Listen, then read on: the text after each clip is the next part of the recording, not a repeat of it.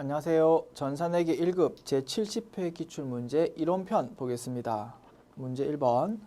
제조업을 운영하는 A회사가 장기대여금에 대한 대손충당금을 설정할 경우 다음의 손익계산서 항목 중 변동되는 것은?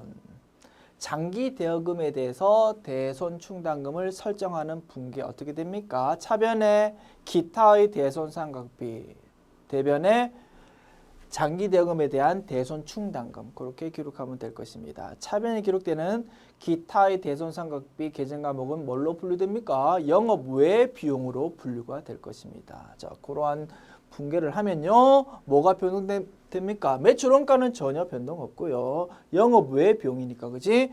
매출 총이익 전혀 변동 없습니다. 영업이익 변동 없습니다. 영업 외 비용이니까 그지? 영업의 비용, 법인세 비용 차감 전 순손익에는 영향을 미칠 것입니다. 4번이 정답. 문제 2번. 다음 중 재고자산의 기말평가 시 저가법을 적용하는 경우 그 내용으로 맞는 것은? 1번. 재고자산 평가 손실은 판매비와 관리비로 분류한다. 틀렸죠. 재고자산 평가 손실은 뭘로? 매출 원가로 본다라고 했습니다. 매출 원가에 가산한다. 지금 맞는 거 찾는 겁니다. 2번. 재고자산 평가 충당금은 비유동 부채로 분류한다. 아니죠. 해당되는 재고자산의 차감 항목으로 기록한다고 했습니다. 3번. 재고자산 평가 충당금 환입은 영업 외 수익으로 분류한다. 아니죠. 재고자산 평가 손실이 매출 원가에 가산하듯이 재고자산 평가 충당금 환입은 매출 원가에서 차감한다. 뭐 그렇게 돼야 될 것이다. 그래서 영업의 수익으로 되어 있으니까 이 지문 틀렸고요. 4번. 재고자산 평가 충당금은 해당 재고자산에서 차감하는 형식으로 기재한다. 4번이 정답이 되겠습니다. 쉬웁니다.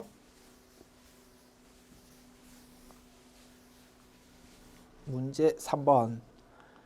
발생 기준에 따른 재무제표 작성 시 발생과 이연의 개념을 사용하여 기말에 결산을 하게 되는데 이와 관련된 계정 과목으로 맞는 것은?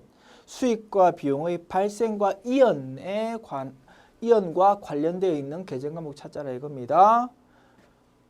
1번 선수 수익이 정답이네요. 그죠? 요거는 뭡니까?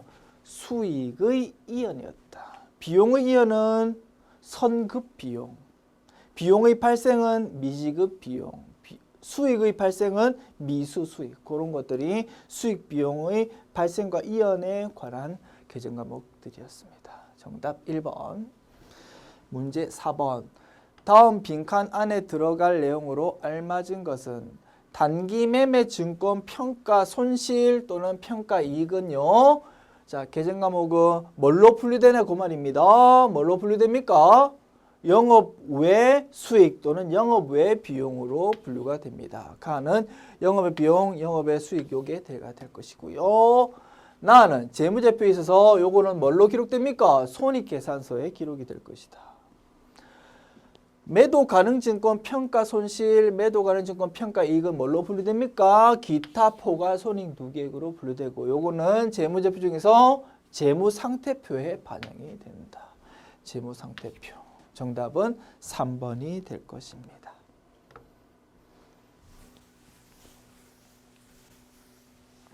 문제 5번. 소프트웨어 개발 회사인 주식회사 항림은 새로운 소프트웨어 개발을 위해서 연구 단계에서 관련 정보의 탐색 비용으로 현금 1억 원을 지출했답니다. 올바른 회계 처리는 키워드는 뭡니까? 연구 단계가 키워드지 뭐. 연구 단계에서 드는 지출은 연구비라는 계정 과목으로 기록하고 그거는 그냥 바로 손익계산서로 그냥 반영시켜 버린 것이다. 판매비와 관리비로 분류된다. 그죠? 그래서 무형자산이 아니다 이겁니다. 자, 회계 처리 차변에 연구비 계정 과목, 판매비와 관리비, 대변에 현금 1억 이렇게 기록하면 되겠다. 2번이 정답. 자, 개발비라는 무형자산으로 기록하려면 첫 번째 연구 단계가 아니고 개발 단계에서 지출이 돼야 되고요. 무형자산으로 인식할 수 있는 그런 요건을 충족했을 때 그때서야 비로소 개발비라는 무형자산으로 기록할 수 있다라고 했었습니다. 자, 지웁니다.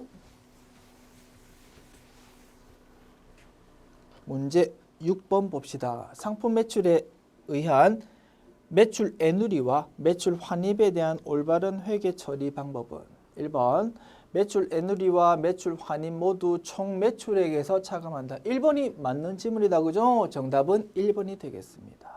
2번, 3번, 4번 틀린 지문이다. 읽지도 맙시다. 넘어갑니다. 문제 7번 제품의 제조와 매출에 관련된 자료가 다음과 같은 경우 영업이익률은 얼마인가? 자, 영업이익률이라는 용어가 나왔네요. 매출 총이익률은 뭡니까? 매출 총이익 나누기 매출액이었습니다.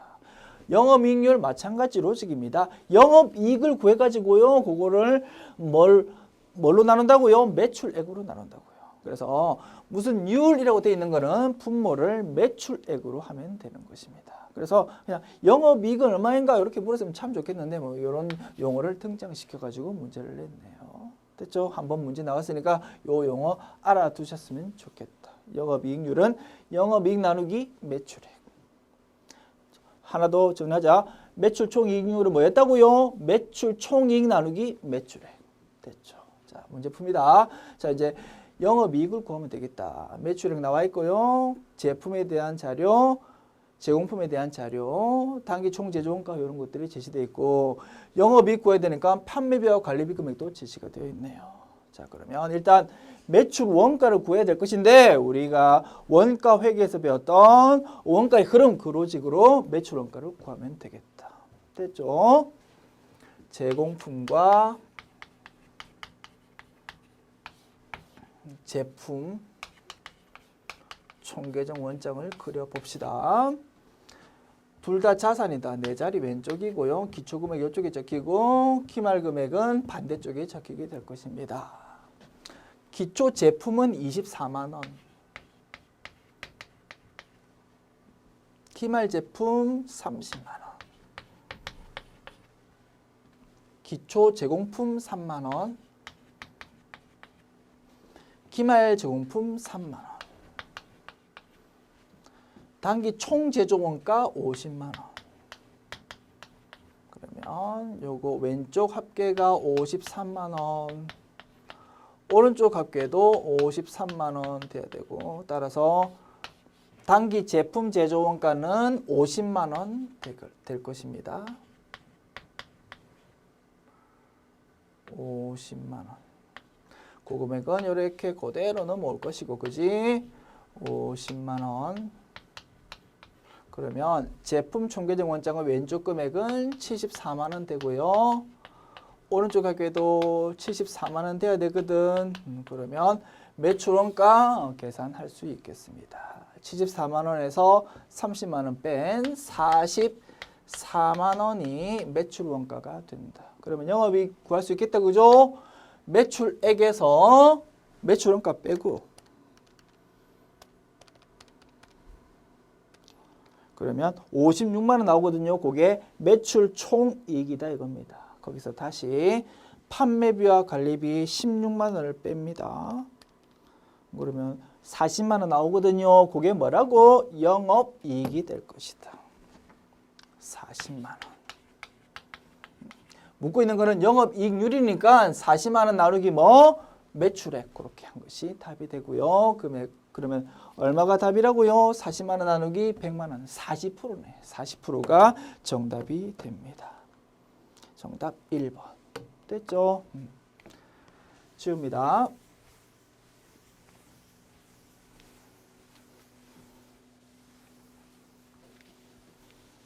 문제 8번 봅시다. 다음 중 재무보고의 목적이 아닌 것은 읽어볼게요. 1번 투자 및 신용 의사결정에 유용한 정보 제공. 맞겠지 뭐. 넘어갈게요. 2번 미래 현금 흐름 예측에 유용한 정보 제공. 맞을 것 같습니다. 넘어갑시다. 분명히 우리가 정리했던 키포인트에서 답을 찾을 수 있을 것입니다. 3번 경영자의 장기적 의사결정의 성과평가에 관한 환경적 정보의 제공. 이거 뭡니까?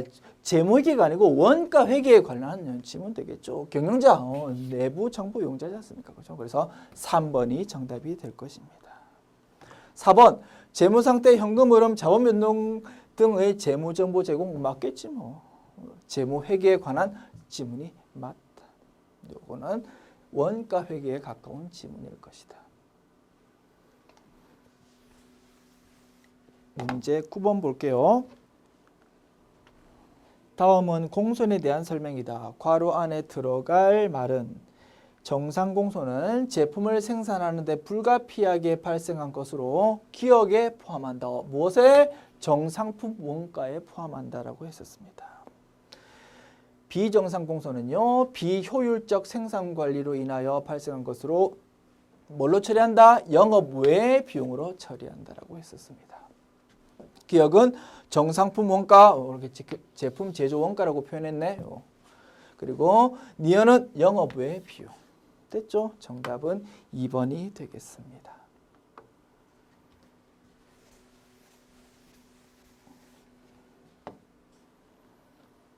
문제 10번. 다음 자료의 원가 행태를 모두 만족하는 것은 무엇인가? 총원가는 조업도 변동에도 불구하고 항상 일정하고요. 변동이 없고 총원가는 단위당 원가는 이렇게 포물선 형태로 감소하는 형태. 뭡니까?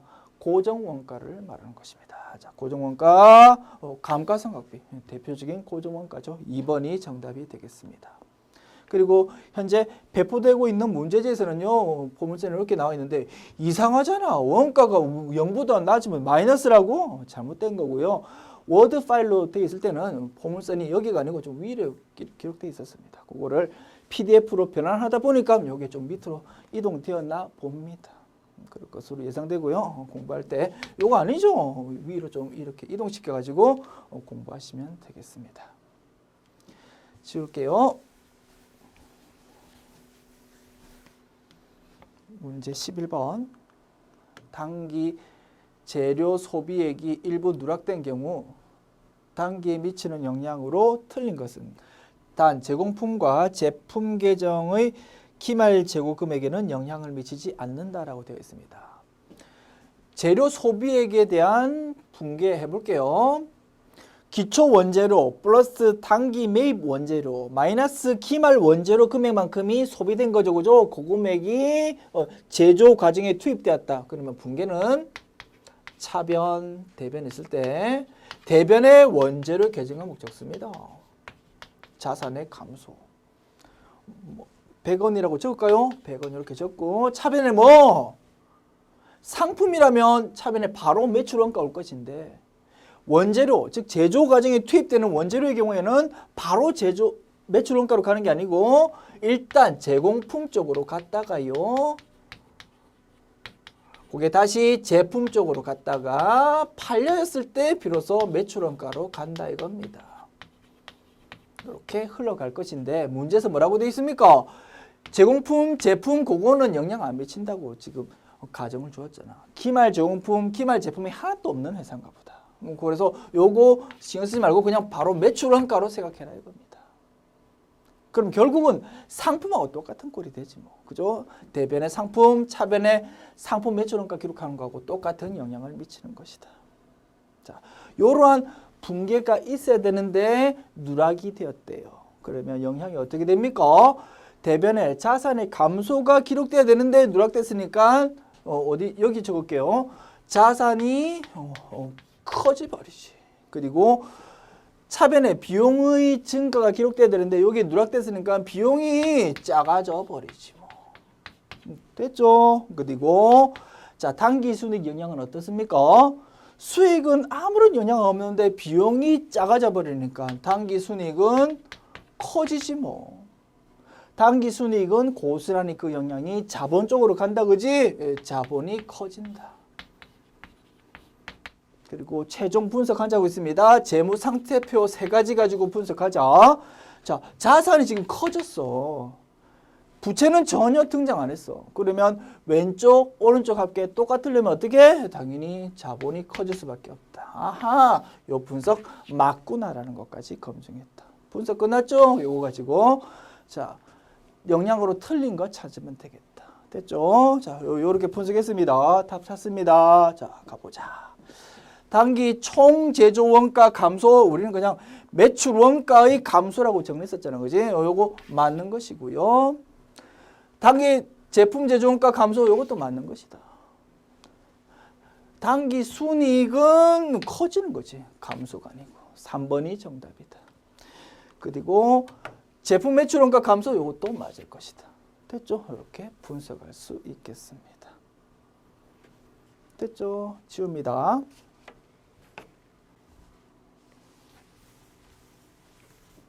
문제 12번.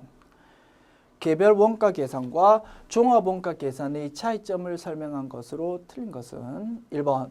개별 원가 계산은 다품종 소량 주문 생산, 종합 원가 계산은 동종의 유사 제품을 대량 생산하는 업종에 적합하다. 맞습니다. 2번.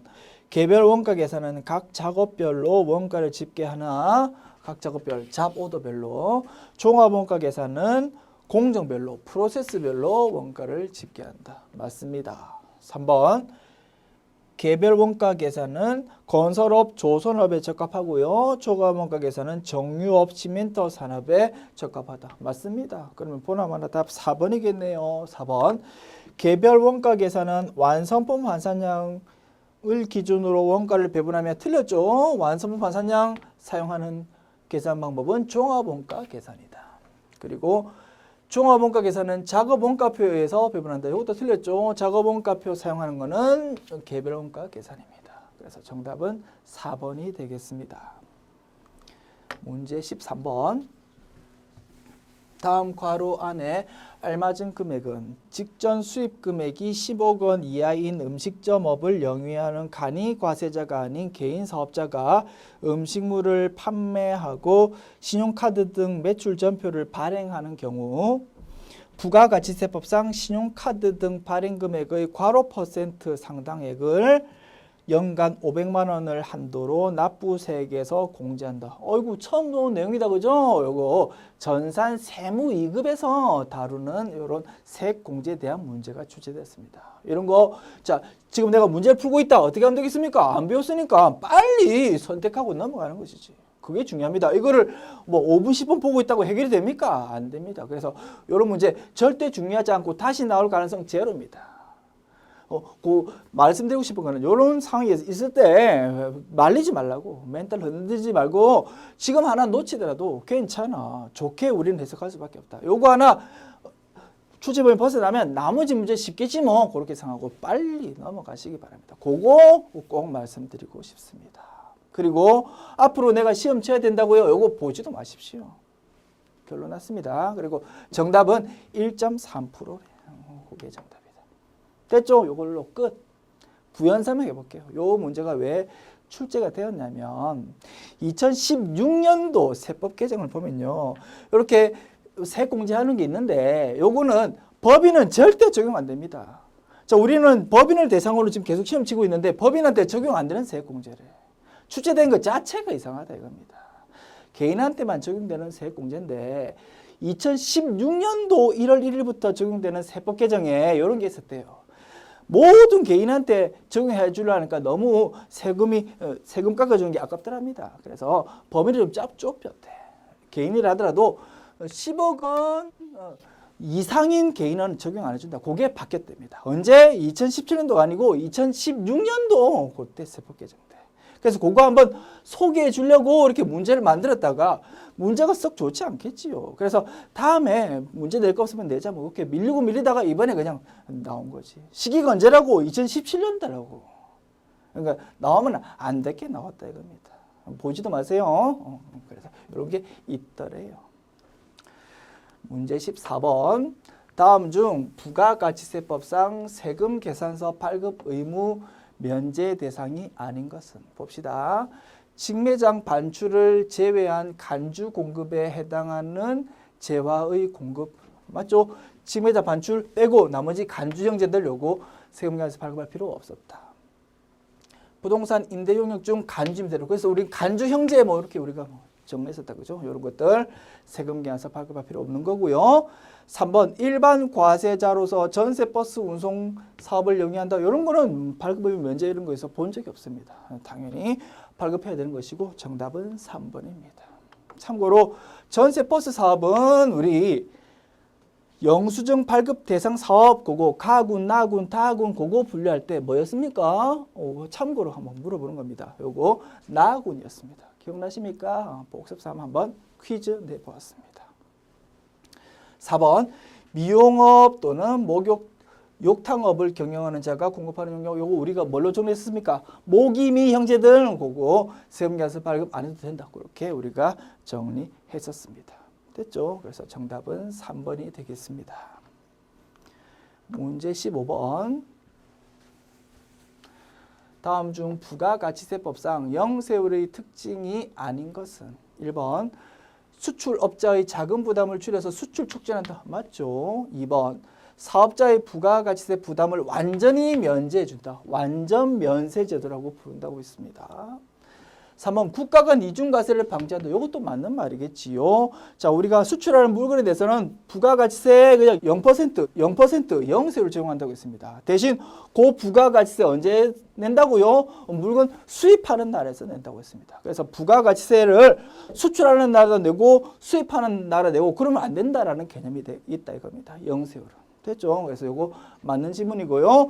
혹시 이거 잘 이해가 안 간다. 어떻게 하면 됩니까? 넘어가면 되겠다. 분명히 우리가 정리했던 키포인트에서 답이 있을 거니까. 4번 봅시다. 저소득층의 세부담 역진성 완화를 위해서 있는 것이다. 이거는 뭐라고요? 영세율이 아니고 면세에 대한 설명이다. 그래서 정답은 4번이 되겠습니다. 굳이 3번 지문 완벽하게 이해 못하더라도 답 찾는 데는 전혀 문제가 없습니다. 됐죠? 지금까지 제70회 기출문제 풀어보았습니다. 수고하셨습니다.